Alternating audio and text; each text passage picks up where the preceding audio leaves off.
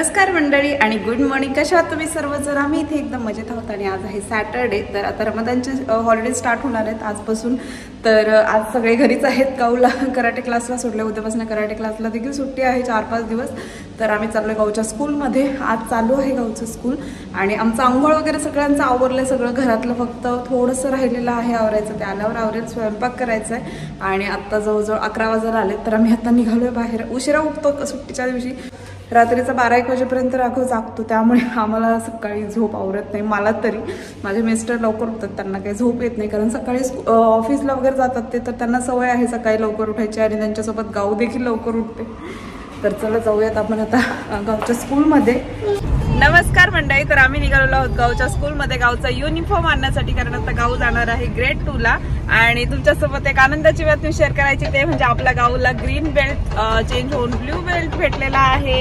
ये आणि हे आहे ब्लू बेल्ट. आणि बिफोर मला हे वाला नंबर 1 भेटलं होतं आणि आता 0 भेटलं बिकॉज ते साईज मोठं होतं ते. आणि दीदीला बघून राघव खूप खुश झाला, हसायलाच लागला. आधी शांत बसला होता. तर चला आता गावच्या स्कूलमध्ये गावचा युनिफॉर्म चेंज झालाय स्कूलचा. तर तो घ्यायचा आहे आम्हाला. आलाय की नाही माहिती नाही, तर कळेलच आता गेल्यावर.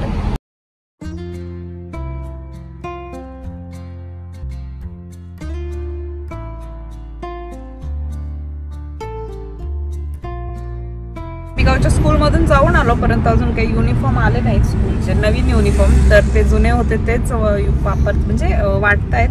सो आम्ही काही घेतला नाही. आणि बुक्स वगैरे त्याचे पैसेही भरायला लागतात सुरुवातीला, परंतु ते आता स्कूल चालू झालं की टीचर सांगतील. सो अशा प्रकारे आता आम्ही पुन्हा घरी निघालोय आणि घरी जाऊन स्वयंपाक वगैरे करायचा. आज कुठेतरी बाहेर जायचा प्लॅन आहे.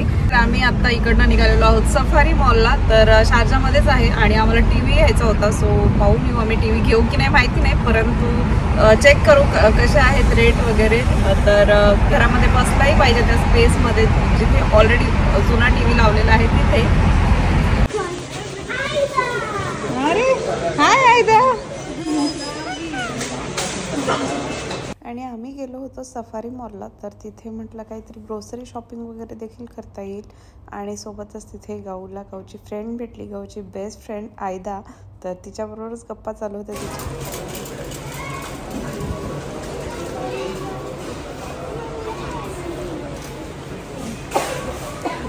काय सांगितलं आहे त्याला?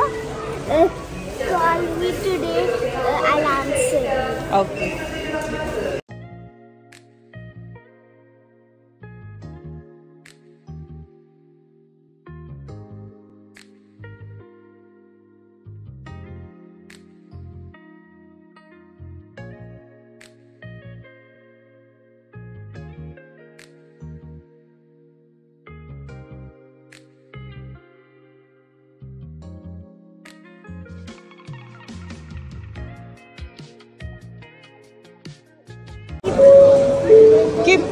दुसऱ्या हाताने धरलं. तर राहू दे.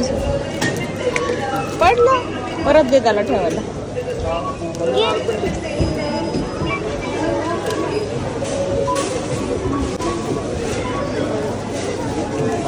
ठेवा ठेवा तिथे ठेवा.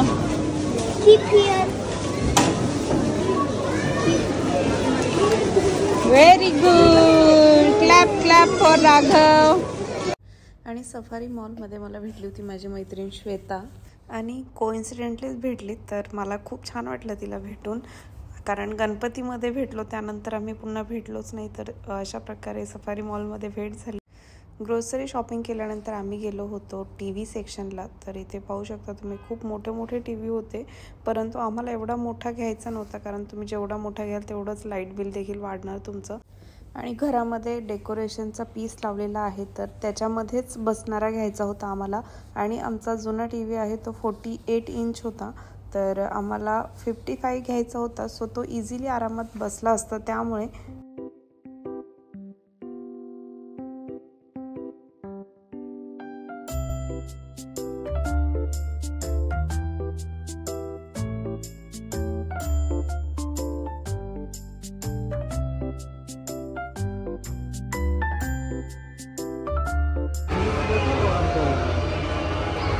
LED is better option. Samsung there is LED, right? LED is latest or QLED? QLED is QLED. This is QLED, right? This is actually not a full QLED. This is QLED color, not QLED technology.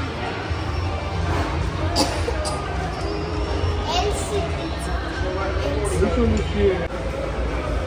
Size 55. Same size, huh? Yeah. Another QLED is 5,000. 5,000. मग हाच बघा ना.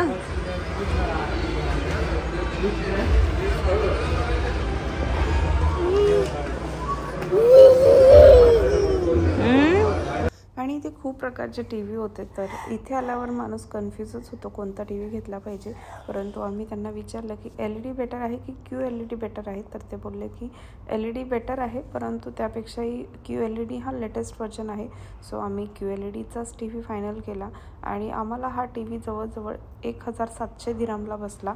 आणि दुसरा जो होता तर म्हणजे LED खूप स्वस्त होते, 999 दिरामला वगैरे होते.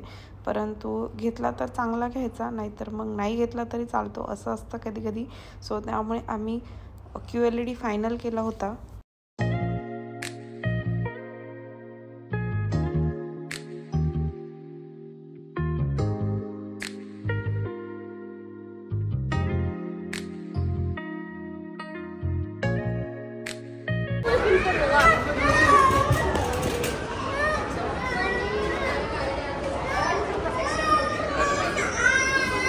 यस. आणि तुला माहिती होम डिलिव्हरी मंडे इव्हनिंगला देणार आहे. अच्छा. मग माझा आणि मी अबॅकसच्या मॅमला पण सांगेन, लाईक अबॅकस झालं माहिती. हो.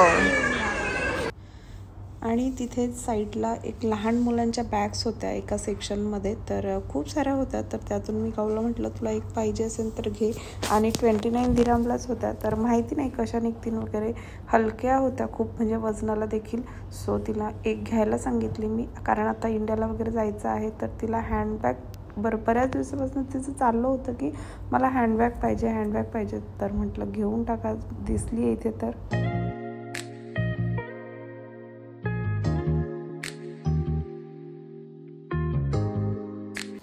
आणि इथे राघव खूप रडत होता. तर ॲक्च्युली त्याला ती बॅग आहे गावची, तर ती पाहिजे होती. त्याचे व्हील्स खेळायचे होते, तर खूप जास्तच रडत होता आणि बिल देखील करून देत नव्हता. परंतु बिल केल्याशिवाय ते आपल्याला बॅग देणार नाही. सो आम्ही त्याला जरा वेळ थांबून धरलं आणि मग त्यानंतर त्याला ती बॅग दिली.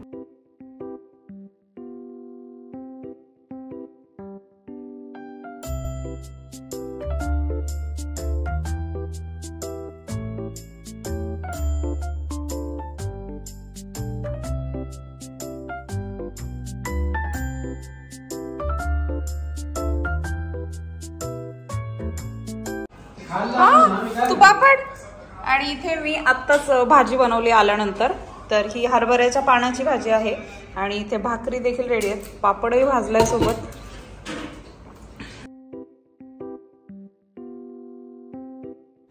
आणि दुसऱ्या दिवशी गुढीपाडवा होता, तर मला बनवायचं होतं श्रीखंड. तर माझ्याकडे दही होतं घरामध्ये, तर मग मी दही बांधून ठेवलं. आणि जास्त बांधायची गरज नाही आहे, तुम्ही रात्रीच्या वेळी बांधलं आणि सकाळी म्हणजे 8-9 वाजता किंवा 7-8 तासाने ओपन केलं तरी त्याचं श्रीखंड बनतं. तर अशा प्रकारे मी इथे माझ्याकडे कापड आहे कॉटनचं, तर त्याच्यामध्ये मी बांधून ठेवलं होतं दही.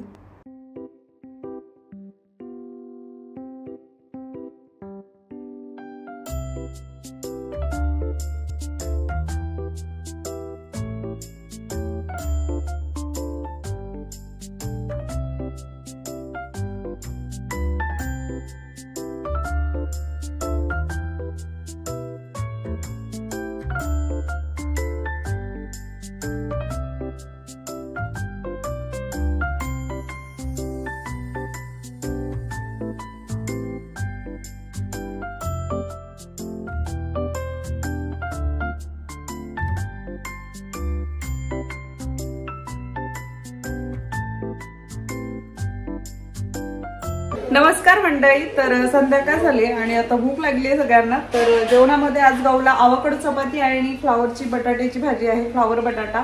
तर आज सगळं घर देखील आवरायचं, अजून भाजी होते इथे आणि माझ्या मिस्टरांसाठी दुपारची भाकरी आहे सो ती आहे आणि दुपारचं थोडंसं भाजी राहिली आहे, हरभऱ्याच्या पाल्याची हटून भाजी केली तीही राहिली. तर किचन सगळं आवरायचं आहे आज, कारण उद्या आहे गुढीपाडवा. सो गुढीपाडव्याची रात्रीच तयारी करून ठेवणार आहे सगळी. आणि आम्हाला बाहेर जायचं होतं मेगा मॉलला, परंतु आम्ही कॅन्सल केला, तर उद्या वगैरे जाऊ, कारण आता खूप घाई होईल. मग म्हटलं उद्या दुपारी वगैरे जाऊ, पाडवा वगैरे झाल्यानंतर.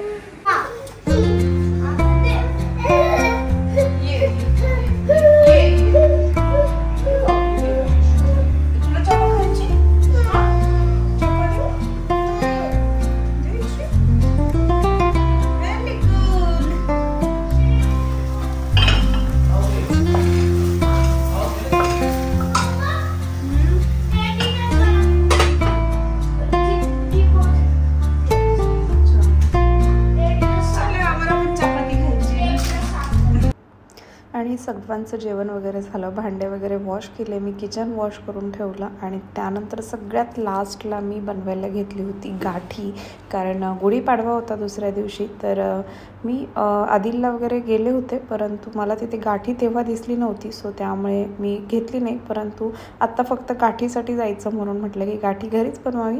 तर अशा प्रकारे इथे मी साखरेचा पाक छान बनवून घेतला आणि एक तारी पाक झाल्यानंतर एक 5 मिनटं थांबायचं आहे आणि त्याच्यामध्ये मी कलर येण्यासाठी थोडीशी हळद घातली होती, सो त्यामुळे पिवळा कलर आला.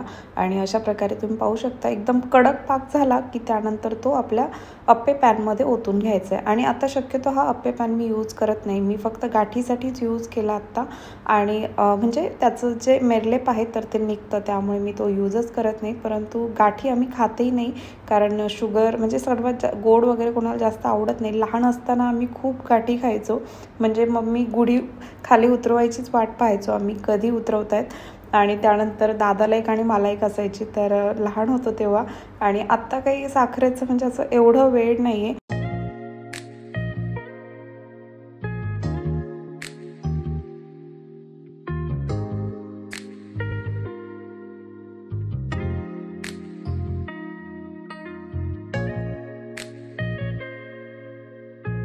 नमस्कार मंडळी, तर अशा प्रकारे आत्ताच आपली गुढीसाठी लागणारी गाठी बनवून रेडी आहे. आणि याच्यामध्ये थोडीशी हळद टाकली होती, सो त्याला पिवळा कलर आलेला आहे, नॅचरल कलर म्हणून.